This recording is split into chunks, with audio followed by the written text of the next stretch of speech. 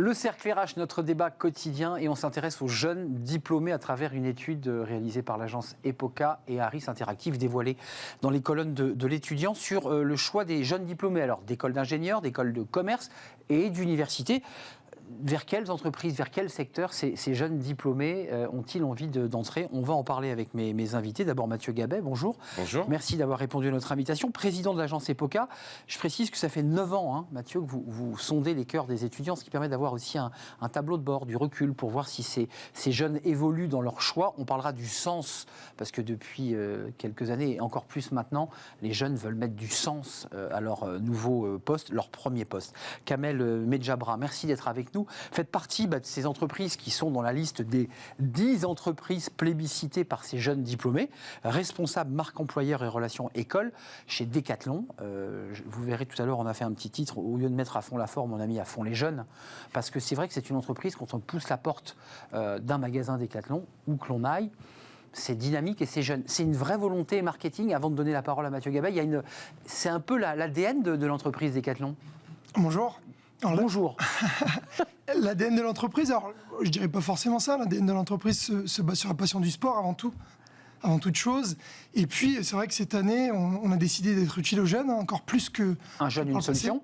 Un jeune, une solution. Et on a essayé de mobiliser en interne nos équipes pour trouver justement des solutions et être un peu le meilleur ami de ces jeunes en difficulté durant cette période de crise. Du coup, on s'est mobilisé avec 1000 alternances proposées et plus de 1700 stages. Donc oui, les jeunes, en tout cas, on a essayé de les aider, d'être leurs meilleurs amis, parce que dans les moments difficiles, on reconnaît les vrais amis à ce moment-là. Donc on a voulu jouer ce rôle-là, Decathlon. Decathlon est donc l'ami des jeunes, c'est ce que vous êtes en train de nous dire. L'ami de tout le monde, et en tout cas l'ami de ses clients aussi, j'imagine. Durant cette période compliquée, effectivement, on a décidé d'être là pour eux. Mathieu Gabet, c'est intéressant l'étude EPOCA Harris Interactive, parce qu'encore une fois, ce tableau de bord sur ces 9 ans permet quand même d'avoir du recul. Dans le grand trend, qu'est-ce qu'on peut dire de ce cru, de cette dernier cru des précédents? Est-ce qu'il y a des choses qui évoluent? Est-ce qu'il y a des choses qui restent fixes dans leur choix? Comment vous regardez cela dans cette évolution sur ces 9 ans? Alors, plusieurs éléments, Arnaud, par rapport à ça. Premier élément, c'est qu'on sort d'une période évidemment exceptionnelle à tous les niveaux. 18 mois de crise sanitaire. Cette étude, elle a été réalisée au mois de mai et au mois de juin 2021. La précédente avait été faite en plein confinement. Et donc, notre vrai comparatif, c'est 2019. Donc, de vraies évolutions par rapport à 2019 pour la première fois. Les 7 premières éditions étaient finalement une longue continuité. Là, il y a des véritables changements de comportement, d'attente, tant par rapport à ce qu'ont pu faire les entreprises que dans les attentes les plus concrètes et les plus opérationnelles de la part de ces étudiants et diplômés de grandes écoles et universités. Après, on pourra revenir évidemment sur les grandes tendances qu'on peut observer. Exactement. Je voudrais juste qu'on voit cette animation graphique, elle est tirée d'ailleurs de votre étude, EPOCA Harris, sur le classement des 3 premières entreprises. On a Danone, L'Oréal et Google. Compte tenu que L'Oréal était en tête, vous me confirmerez qu'elle était numéro 1 de ce classement, puis elle vient de légèrement rétrograder à la 3e position, et c'est Danone, une entreprise à mission. Je ne sais pas si... Je vous pose la question, en lisant ce classement, je me dis, tiens, Danone, l'agroalimentaire, tiens, est-ce que c'est parce que c'est l'entreprise à mission qui les attire? C'est très intéressant de voir que Danone, elle émerge, pour plusieurs raisons. La première raison, c'est qu'ils étaient 7e l'année dernière. Exactement. Et que là, on peut parler d'une vraie transformation, d'un vrai changement. C'est pas le cas quand on passe de 2e à 3e. Non, là, il y a une vraie montée. C'est quelques points d'écart, c'est pas significatif. Là, il y a un vrai changement. Donc, il y a ce volet, effectivement, d'entreprise à mission. Les gens sont souvent surpris. On sait ce qui s'est passé avec Emmanuel Faber, chez Danone, etc. Mais le fait d'avoir parlé, finalement, de l'entreprise, l'impact de la parole du dirigeant par rapport à ces jeunes, il n'est pas très élevé. Par contre, la réalité de ce qu'elle est, la réalité de ce qu'elle met en œuvre, la réalité de son positionnement et de sa promesse employeur ou de son activité et de sa responsabilité sociale et environnementale, là, on a un véritable impact. Donc en ça, et Danone, on a fait une étude grand public auprès de 5000 personnes partout en France, une autre étude où très clairement Danone ressortait très fortement sur ce volet-là, et c'est ce volet marquant qu'on a. Ça, c'est le premier élément. Le deuxième élément, c'est que les entreprises gagnantes sont celles qui ont la bonne stratégie de communication. Et la bonne stratégie de communication, c'est pas forcément d'avoir la meilleure campagne de com. Pourtant, je dirige une agence de communication, on accompagne 350 clients et au quotidien, c'est quoi ? On fait en sorte sorte d'avoir la communication, la publicité, les outils les plus élaborés. C'est la régularité, Arnaud, de ce qui est fait. C'est le fait de s'adresser non seulement aux gens qui nous aiment et qui pensent à nous, mais aussi à tous ceux à côté pour leur faire découvrir la réalité de l'entreprise. Et pas avec des slogans, mais avec du concret, avec du vrai, avec des témoignages, avec des collaborateurs, avec des ambassadeurs. C'est ça qui va donner des résultats efficients et efficaces. Que le contenu corresponde évidemment, que le contenant corresponde au contenu. Vous avez été fier, j'imagine, de voir que vous étiez Decathlon dans cette liste, 7e position, et puis vous êtes dans les 3 premières entreprises lorsqu'on est dans les secteurs de la distribution. Comment vous l'expliquez? Parce que vous êtes un peu au pilotage de cela, c'est-à-dire vous êtes un des acteurs qui justifie ce classement. Comment vous l'expliquez? Alors, déjà, pour répondre à la question, oui, on est content. En tant que passionné de sport, forcément, les classements, ça nous parle. Chez Decathlon, en tout cas. Alors, comment l'expliquer? Ça passe par la mobilisation aussi de nos équipes. On est 23 000 en France, donc potentiellement 23 000 ambassadeurs de Decathlon. On a des ambassadeurs écoles qui œuvrent pour rendre Decathlon accessible auprès de leur ancienne école. Donc, ils vont parler de Decathlon, essayer de faire découvrir l'entreprise. Des sortes d'alumni qui viennent aussi expliquer que c'est sympa d'y bosser. Exactement. Cette année, on lance une autre mission aussi auprès de nos alternants et stagiaires pour leur permettre justement de proposer des actions dans leur école directement. Et derrière tout ça, c'est hyper important. Et je rejoins Mathieu, chez Decathlon, on a longtemps communiqué sur le sport, la passion du sport. On le sait en externe que Decathlon, c'est du sport. Et aujourd'hui, on en a profité avec cette crise économique, cette génération Z qui arrive sur le marché de l'emploi, qui est très engagée en quête de sens, pour communiquer sous un œil et un angle différent sur ce que l'on fait et sur les actions que l'on mène chez Decathlon. Donc faire bouger le monde est un sport collectif. C'est notre nouvelle marque employeur, notre nouvelle signature. C'est pour montrer Decathlon sous un nouvel angle et en montrant les actions quotidiennes de nos coéquipiers et coéquipiers. Danone, on vient de l'évoquer, c'est une entreprise à mission. Il y a toute une réflexion globale sur la manière, la qualité des produits, sur la manière dont on les fabrique, la manière dont on va les vendre. Decathlon, c'est quoi l'argument? Parce que vous avez, j'imagine, des candidats, voire même des talents, université, école de commerce, école d'ingénieur, un peu moins école d'ingénieur, mais école de commerce, université. Quand même, je crois qu'il y a beaucoup de non, mais il y a des gens qui cogitent et qui font du R&D, qui préparent les produits, évidemment, mais quand ils vous challenge sur le sens, sur l'idée qu'ils viennent d'où vos produits, où est le sourcing, est-ce que là, vous menez une réflexion aussi de votre côté sur cette question? C'est hyper important, on prône la transparence. C'est hyper important de ne pas les prendre pour des imbéciles, ces jeunes. Ils sont très intelligents. Donc très documentés souvent. Très documentés, même plus que nous parfois.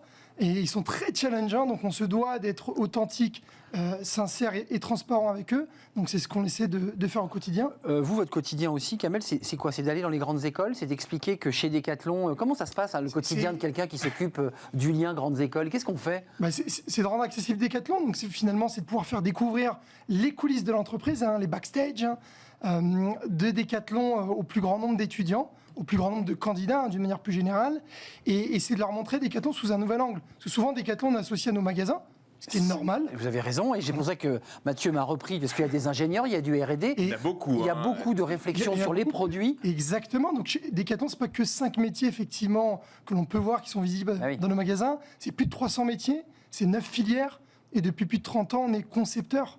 Donc ce qui fait qu'il y a beaucoup d'opportunités. On a de la R&D, on a de l'éco-conception. Notre sens, c'est d'être utile aux gens et à la planète. On se doit du coup d'œuvrer et ça passe par des actions concrètes dans les écoles. Vous voyez que je commence à être vieux puisque les jeunes sont très documentés sur ce que vous évoquez là. C'est-à-dire qu'au-delà des magasins que l'on pousse pour acheter un produit quelconque, ils ont compris que cette entreprise derrière, elle fabriquait, elle avait aussi un impact sur la planète. Mathieu. Et on le voit effectivement, le classement de Decathlon qui est 2e dans les universités, c'est aussi le lien entre finalement ma marque employeur et ma marque grand public. Et forcément, le pouvoir de frappe d'une entreprise et d'une marque comme Decathlon, il est très fort et très global, puisqu'on voit les produits, les marques, les magasins partout. Et ça se reflète dans la perception des universitaires encore plus. Dans les grandes écoles, c'est un peu différent, parce qu'il y a aujourd'hui une concurrence et une compétition. Aujourd'hui, on a 350 clients chez Epoca. Ces 350 clients, ils veulent être un employeur de référence auprès de toutes ces grandes écoles. La fameuse marque employeur. Et d'aller adresser les universités, c'est une autre... et prendre les meilleurs. Beaucoup plus compliqué que d'aller adresser les grandes écoles, même si ça demande, comme le disait Kamel, advocacy, ambassadoriat, digital ou physique, réseau d'alumni, étudiants relais, alternants. C'est des choses toutes bêtes, c'est de la com sans être que de la com, mais c'est ça qui à la fin C'est du relais, c'est de l'image. va permettre de faire en sorte d'attirer et de fidéliser les meilleurs talents. On a parlé des écoles de commerce et des universités. Parlons un peu des ingénieurs. Alors, vous avez aussi, alors vous n'êtes pas dans le classement des ingénieurs parce que les entreprises. Ils sont quand même un peu plus loin. Vous êtes plus loin, vous n'êtes pas dans les 3 premiers, puisque là, les écoles d'ingénieurs que vous avez sondées, c'est Thales qui arrive en tête. Il y a le groupe Dassault, et puis en deuxième position, le CNRS. Moi, en lisant cette étude, je me suis dit, tiens, le CNRS. Alors Thales, je comprends très bien, parce que Thales est une entreprise extrêmement dynamique. Le CNRS. Alors, non, mais si on revient quand même 2 secondes sur Thales, c'est le même phénomène que Danone par rapport au classement général. Ouais. C'est-à-dire qu'ils étaient à une place un peu plus lointaine, ils ont gardé le lien, ils ont continué, et on est bien placé pour le savoir puisqu'on travaille beaucoup avec eux sur toute leur stratégie sociale, sur toute leur stratégie digitale, sur toute leur stratégie d'influence, et très clairement le fait de garder ce lien-là en ayant une bonne communication, Oui. en ayant des collaborateurs ambassadeurs, ça participe à faire la différence, surtout comme Kamel le disait, dans une période où quand même beaucoup d'entreprises et d'institutions, et d'ailleurs ça a été assez critiqué par ces jeunes, ont arrêté d'être présents. Moi je le vois, notre activité de marque employeur, elle a quasiment été divisée par 2 pendant la période de crise. Aujourd'hui, on a un appel par jour d'entreprise qui veut qu'on l'aide justement à être un employeur de référence. Ça, c'est le premier élément. Deuxième élément... Parce qu'il y a la guerre des talents et il y a une pénurie. Un million d'offres d'emploi non pourvues aujourd'hui. Ouais. Et d'ailleurs, il manque encore un tout petit peu de lucidité, ces jeunes des grandes écoles et universités, parce qu'ils ont encore un petit peu peur de leur avenir. Il faut dire qu'on vient de traverser une période où on les a laissés tout seuls et c'était Le sondage dit 2 choses. Ils ont un peu peur, puis en même temps, ils considèrent quand même que cette année, ils vont avoir plus de possibilités d'avoir un emploi plus rapidement. Enfin, vous voyez, c'est sûr. C'est à double cliquet. C'est qu'ils sont inquiets. Voilà, c'est mieux. Par rapport à 2019, qui reste quand même notre année des talons, il y a encore un écart qui est relativement significatif. Mais c'est vrai qu'aujourd'hui, c'est plutôt 1 million d'offres d'emploi non pourvues. Et au quotidien, il n'y a pas une entreprise qui n'a pas du mal à trouver des talents, quels qu'ils soient, à tous les niveaux. Et n'oublions pas qu'on a aussi un pourcentage de salariés qui ont décidé de changer de vie au travers de ce qui se passe, et qui aujourd'hui ne sont plus sur le marché du travail. Et donc, c'est techniquement 10, 15, peut-être % de population qu'on n'a plus. Donc, ça change beaucoup de choses. Après, par rapport à votre question sur le CNRS. Ouais, le CNRS, une image un peu, excusez-moi, d'un peu abrupte, un peu vieillotte, un peu vieille institution créée par le général de Gaulle, me semble-t-il, qui est un peu ancienne et pourtant plébiscitée par ces jeunes qui disent, moi, je vise le CNRS. Pourquoi ? Alors, c'est une institution, effectivement, donc il y a l'aspect positif et négatif. Le côté vieillot, peut-être que c'est le cas, je ne suis pas sûr que les équipes au CNRS le voient comme ça, ils pourraient nous vont apprécier, on les réinvitera. Exactement, et je pense qu'au contraire, ils ont développé plein de choses, il y a beaucoup d'innovations, plus moderne, il y a beaucoup de R&D, etc. Et quand on regarde les secteurs d'activité ou les fonctions que veulent exercer les jeunes en école d'ingénieur, finalement, on y retrouve ça. Et puis, c'est aussi sans doute une part d'équilibre, vie pro, vie perso, peut-être un peu différente, qu'on peut imaginer peut-être plus facilement alliée dans ce type d'établissement, c'est-à-dire faire de la recherche de pointe, d'être au plus haut niveau, en étant dans une logique et dans un rapport équilibre de vie privée, vie perso, qui est peut-être un petit peu différent. Justement, je vous interroge, comment ça se passe parce que là, on a des chiffres qui sont intéressants sur les critères des étudiants pour travailler dans une entreprise. Il y a quelques années, c'était le salaire qui arrivait en tête. Là, on s'aperçoit aujourd'hui que, ça fait écho d'ailleurs à ce débat, vous avez des jeunes qui disent, moi, j'ai pas vraiment envie de monter en grade, j'ai pas envie d'être manager, parce que j'ai aussi envie de garder une vie privée, des activités associatives ou une vie familiale, tout simplement. Est-ce que vous êtes confronté à cette problématique dans les recrutements de talents, où on vous dit, écoutez, moi, je viens, mais il faut mettre 2 jours de télétravail, il me faut mettre... Est-ce que vous êtes confronté à cette difficulté-là chez Decathlon ? Alors, je pense que toutes les entreprises, à un moment donné, ont été ou vont être confrontées à cette difficulté. C'est vrai que c'est une génération qui se change, nouvelle, plus exigeante, exactement, qui place leur projet de vie au cœur de leur écosystème, comparé aux générations X. Où nos parents bossaient. Qui mettaient le travail au cœur de leurs préoccupations. Donc là, c'est totalement différent. Je pense qu'il ne faut pas être effrayé. Au contraire, il faut les écouter et faire en sorte de créer des écosystèmes favorables dans l'entreprise, s'adapter à eux et les accueillir de la même manière. De la bonne manière. Beaucoup de recherche de sens finalement dans ce qu'ils cherchent. Et intéressant de voir aussi, on parle beaucoup de télétravail.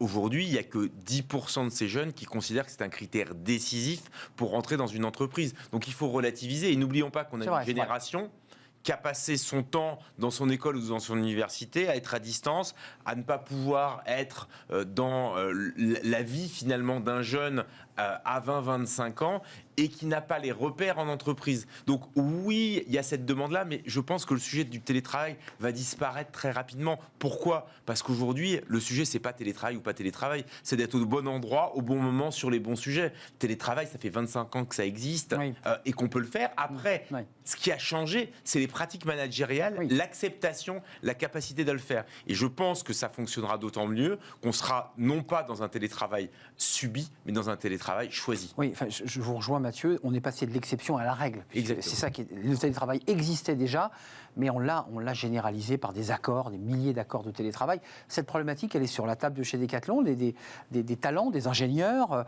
des diplômés de bonnes écoles ou de grandes écoles qui vous disent « si j'ai pas de télétravail, je viens pas chez vous ». Ça pourrait arriver, hein. J'ai pas d'exemple précis. Ça pourrait arriver, vous ne répondez pas à ma question en fait, depuis tout à l'heure. Ça pourrait arriver, hein. Et c'est peut-être déjà arrivé, effectivement. Après, on a un vrai enjeu, de toute manière, comme le disait Mathieu, hein, de s'adapter au contexte. Le télétravail, pour nous, c'est pas un vrai sujet, hein, tant qu'il est encadré comme il se doit. On a pu le voir, hein, au retour du confinement, le plaisir des équipes à revenir sur site, à pouvoir interagir, échanger de vive voix avec les équipes. Donc nous, c'est plutôt l'inverse. C'est plutôt de se dire, heureusement qu'on a la possibilité de se réunir, de se rencontrer. Chez Decathlon, après chaque réunion, on aime faire du sport, on aime fêter les victoires. Et avec le contexte compliqué, c'était insoutenable, invivable. Et là, le fait de se retrouver, finalement, je veux dire, c'est ça le vrai sujet. Et le vrai enjeu pour nous, c'est de permettre aux équipes de renouer un lien fort qu'on avait peut-être pas perdu. Non, mais qui s'était un peu délité, évidemment, exactement, par les visios, par les apéritifs à distance ou les petits déj à distance. Et puis, il y a tout un volet informel, créativité, innovation, où on a démontré qu'on pouvait presque tout faire avec du télétravail. Maintenant, à quel prix, avec quel temps ? Et nous, on a mesuré très clairement que sur tout ce qui est innovation, créativité, intelligence collective, on arrivait à faire énormément de choses, mais que le coût temporiste pour pouvoir faire la même chose était entre 15 et 20% supérieur à ce qu'on est capable de faire avec de l'échange informel, en se prenant un petit café, en échangeant dans les couloirs. Un mot sur les cabinets de conseil, parce qu'eux aussi ont été sondés. C'est KPMG qui est en tête pour ces cabinets. Comment vous l'expliquez ? Pourquoi ? C'est un cabinet, là aussi, qui a fait des efforts, et pas seulement d'ailleurs sur les jeunes, mais sur la parité, sur la diversité, qui a une marque employeur assez forte. Alors, c'est très intéressant de regarder le secteur de l'audit. C'est un secteur qui est peu apprécié par les jeunes. Oui. C'est 11% d'attractivité en tant que secteur. Ça arrive très bas et très loin de beaucoup d'autres secteurs. Par contre, tous les acteurs du secteur, les Big Four plus Mazars, grosso modo, ont des résultats et des performances extraordinaires. Pour une raison très simple, c'est que pour eux, recruter, c'est vendre, Arnaud. Avoir les bons talents, c'est faire en sorte derrière d'avoir les bonnes missions. Donc c'est juste indispensable. Et donc ça fait des années qu'ils ont travaillé le sujet, qu'ils ont continué, et c'est sectoriel et on peut vraiment les féliciter, un peu comme ce qu'a fait Decathlon, ils ont gardé le lien. Ils font partie des 20-30% d'entreprises qui ont gardé le lien, qui se sont engagés quand ils avaient dit on va vous recruter au mois de septembre, qui ont décidé quand même de recruter au mois de septembre, même s'il y avait de l'incertitude, même si c'était en télétravail. Et donc ça, fidélité dans la parole. Ça a été perçu. Et puis, c'est aussi des entreprises qui sont B2B, qui n'ont pas de visibilité grand public comme une marque comme Decathlon, comme Apple, comme Google, etc. Et donc, ils sont obligés d'aller faire de l'action terrain, qui sont obligés de monter des dispositifs efficaces et efficients. On en accompagne beaucoup chez Epoca pour faire en sorte d'être vus, d'être connus, d'être reconnus. Donc, ils bossent beaucoup sur le sujet. Ils ont des équipes qui sont présentes au quotidien. Ils ont gardé des campus managers, ils ont gardé des gens qui font de la prescription sur les réseaux sociaux. Ils en sont récompensés. Exactement. C'est ça. Et donc, ils arrivent à surperformer. Le secteur de l'audit, qui n'est pas très attractif, arrive à avoir des surperformances et à rentrer quasiment tous dans le top 20 des entreprises préférées des étudiants et des jeunes diplômés. Juste un mot avant de nous quitter. Il y a un livre intéressant qui s'appelle La fracture, écrit par Stewart Shaw et Frédéric Dabi. On les a reçus sur ce plateau. C'est un livre qui raconte aussi 5 études depuis presque 30 ans de la jeunesse à travers des sondages. Et cette jeunesse, il en ressort un élément très fort, c'est qu'auparavant, elle était très politisée et très proche de l'État, et que dans la dernière étude, et donc le livre le raconte, ils sont beaucoup plus proches de l'entreprise que de l'État. L'État est très bas dans les items, il considère que c'est l'entreprise qui peut changer le monde. Et paradoxalement, par rapport à cette étude-là, ils sont assez critiques à l'égard des GAFA en disant finalement, ce sont des suceurs de sang, nous on préférait créer notre boîte ou bosser dans des startups. Et pourtant, dans cette étude, ils plébiscitent, et Decathlon en fait partie, Google et Apple. Comment vous l'expliquez? Il y a quoi? Il y a une forme de challenge, c'est fun, il y a un intérêt à bosser dans ces grands groupes américains qu'on appelle les GAFA. Quelle analyse vous faites? Il y a une forme de paradoxe, effectivement, par rapport à ça. Parce qu'on dit Startup Nation, on a envie d'aller dans des petites boîtes, etc. Quand on regarde très concrètement les jeunes qui veulent se mettre à leur compte, qui veulent monter leur boîte, etc., il n'y en a pas tant que ça. Et même au moment de décider et de finalement y aller... On en parle, mais on le fait pas. On va dans un grand groupe international. Après, il y a un effet d'innovation, il y a un effet d'excellence opérationnelle, qui fait qu'effectivement, des entreprises comme Google ou comme Apple sont extrêmement attractives. Et ça fait des années que c'est le cas et ça ne bouge pas. Après, ça n'empêche pas qu'on peut être relativement critique sur un certain nombre de choses, sur ma vie privée, sur l'empiètement qu'il peut y avoir derrière. Mais aujourd'hui, ça ne touche pas les jeunes générations sur le volet de la marque employeur et sur l'attractivité des secteurs et de ce qu'ils peuvent provoquer derrière. Ouais, c'est intéressant, vous répondez clairement parce qu'effectivement, il y a cette déphase. Il y a ce qui est dit et puis ensuite, il y a ce qui est vécu concrètement et on va plutôt dans des grands groupes parce qu'on est bien rémunéré, on y apprend des choses. Et ce qu'on ne regarde pas aujourd'hui, Arnaud, dans cette étude, c'est finalement les entreprises. On ne leur demande pas quelles sont les entreprises que vous n'aimez pas. C'est vrai. Je pense que les résultats de Google, d'Apple, Facebook seraient très mauvais. Ouais. Reviendrait de fait, exact. Exactement, ils feraient partie des premiers pas aimés, mais ils font partie des premiers aimés aussi de l'autre côté. Donc c'est ce clivage-là qui est extrêmement intéressant. Decathlon fait partie donc dans le critère université des entreprises plébiscitées, parmi lesquelles je leur dis Google et Apple.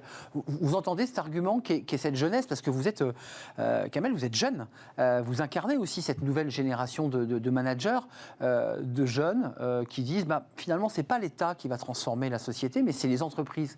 Est-ce que vous êtes aussi vous dans ce modèle-là à titre personnel? Carrément, et aussi un autre élément de réponse que je peux apporter, c'est de se dire l'enjeu est encore plus fort de rejoindre les grands groupes pour faire bouger les lignes, pour faire bouger le monde, puisque finalement l'impact des grands groupes est hyper important et encore plus fort que d'autres entreprises. Et très concret, j'ai envie de dire, très opérationnel. Exactement, et c'est pour ça qu'on invite d'ailleurs avec notre nouvelle marque employeur les candidats à faire bouger le monde en disant que faire bouger le monde est un sport collectif. Voilà, chez Decathlon, mais avec les autres. Et donc, on leur donne quelque part une mission de faire bouger le monde et de nous accompagner à le faire sous l'angle sportif. On entend bien le discours ambassadeur, l'idée quand même qui est du relais. C'est essentiel. Je voulais dire par rapport à Kamel, par rapport justement, puisqu'on a travaillé avec Kamel et ses équipes sur ce projet-là, et c'est vrai que c'est extraordinaire de travailler avec les équipes de Decathlon, parce qu'on est dans la co-construction, dans le challenging permanent, on a un quart d'heure de pause, et on se pose, on réfléchit, on challenge, dans une écoute bienveillante, et c'est aussi ça, et c'est la réalité de ce qu'ils vivent, et c'est pour ça qu'on peut construire aussi des campagnes de communication aussi performantes chez Epoca. Un dernier mot, puisqu'on n'a pas évoqué Decathlon aussi, qui est dans la grande distribution, qui est en tête. On est d'accord, vous êtes premier à côté d'IKEA et de Fnac Darty, puisque cette animation, on ne l'a pas vue, c'est intéressant, parce qu'il y a plusieurs classements. Le classement général et ensuite par secteur. Et dans le secteur grande distribution, c'est vous qui êtes numéro 1, suivi d'IKEA et de la Fnac Darty. Donc là, vous êtes numéro 1 en tête du podium. Ça aussi, vous en faites quoi ensuite de ce résultat? Vous le faites descendre dans l'entreprise, vous dites, regardez Decathlon, ce qu'on est en train de faire. J'imagine que ça en renvoie de la fierté à tous les collaborateurs, ça. Ça renvoie de la fierté, tout à fait. Après, ça n'empêche pas et ça n'enlève pas le fait que la filière grande distribution spécialisée n'est pas une filière très publicité, très attractive. C'est le paradoxe qu'on évoquait tout à oui, l'heure. C'est exactement la même chose. Apple, Google, ou inversement, Apple, Google. Exactement. Là, vous cherchez des postes avant de nous quitter. J'imagine que vous êtes aussi en pénurie, vous êtes à la recherche de talents et de postes. Tout à fait. Et encore beaucoup dans les métiers du digital. Où effectivement, les entreprises s'arrachent les talents du digital. Et également dans nos magasins, pour tout ce qui est réparabilité, dans nos ateliers, on recherche des techniciennes et techniciens ateliers. Donc les fameux vélos, les attentes vélos. Exactement. Et les attentes entre les jeunes d'un côté et les besoins, il y a une forme de dichotomie. Aujourd'hui, en école de management, des gens qui veulent faire du commerce, il n'y en a pas beaucoup. Et dans les écoles d'ingénieurs, on veut se diriger vers de la R&D, c'est pas là où il y a le plus de postes. Dans l'informatique, on est à moins de 20% d'attractivité de la fonction, alors que c'est là où il y a les besoins. Donc là, les écoles aussi, je sais qu'il y en a beaucoup qui nous regardent aujourd'hui, doivent faire attention à ça et pas être seulement dans une logique consumériste par rapport à ce que souhaitent les jeunes parce que c'est sexy. Pareil, on pourrait reparler du secteur de luxe. Il faut répondre aux besoins. Du luxe dans les écoles de management. Le problème, c'est que les postes dans le luxe, il y en a très peu. Donc, et en plus, c'est pas fait pour tout le monde. Donc si on pouvait travailler ça, les entreprises le font. Il faudrait que les écoles le fassent encore plus. Elles le font un peu. Il faudrait que l'État travaille le sujet. Ouais, attention de ne pas trop vendre de rêves et soyons pragmatiques. C'est ce que dit M. Gabet. Allons aussi vers des secteurs où il y a besoin de cadres, d'ingénieurs, de managers, et pas uniquement chez LVMH, qui d'ailleurs, vous avez remarqué, est très bien placé dans le cœur des jeunes diplômés. Ils ont deuxième position LVMH, me semble-t-il. C'est un plaisir de partager ce moment avec vous, Mathieu Gabet. Vous êtes le président de l'agence EPOCA, et cette étude à retrouver sur le site d'EPOCA, et puis sur le site d'Aris Interactive, si je ne m'abuse, puisque je l'ai vu aussi à cet endroit. Merci à Kamel Medjabra, c'était un plaisir de vous accueillir. Le renouveau, cette jeunesse, responsable marque employeur et relations école chez Decathlon, numéro 1 dans la grande distribution spécialisée dans cette étude Aris EPOCA. On termine avec Fenêtre sur l'emploi. Là aussi, vous allez me dire, on répète la même chose. Ce sont des entreprises qui cherchent à recruter. C'est un parc d'attractions. On le connaît tous, c'est le parc Astérix. Fin des contraintes Covid, eh bien les parcs ont réouvert leurs portes et ils embauchent. Et c'est pas si simple. On en parle, c'est tout de suite.